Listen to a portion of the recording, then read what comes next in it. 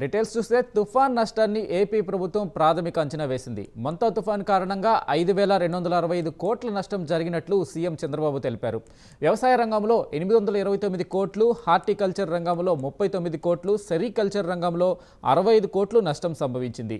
ఇక పశుసంవర్ధక శాఖలో 71 లక్షలు, ఆక్వా రంగం నష్టం 1270 కోట్లు, మున్సిపల్ శాఖలో నష్టం 109 కోట్లు జరిగిందని సీఎం చంద్రబాబు చెప్పారు.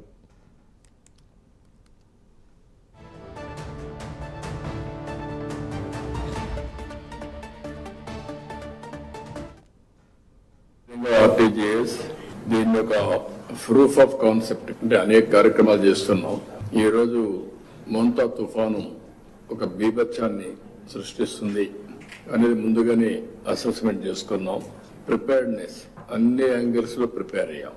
రాష్ట్రంలో ఎన్ని పవర్ సాల్స్ ఉన్నాయి అవన్నీ ఎక్కడికక్కడ పంపించాం. ఎన్ని ప్రొక్లైన్స్ అవసరం, అదే మరి ఎస్డీఆర్ఎఫ్ గానీ, ఎన్డీఆర్ఎఫ్ గానీ, పోలీసు గానీ, లేకపోతే మనకు ఉన్నటువంటి మన ఫైర్ ఇంజిన్స్ కానీ, ఫైర్ డిపార్ట్మెంట్ అన్ని కూడా డిప్యూట్ చేశాం.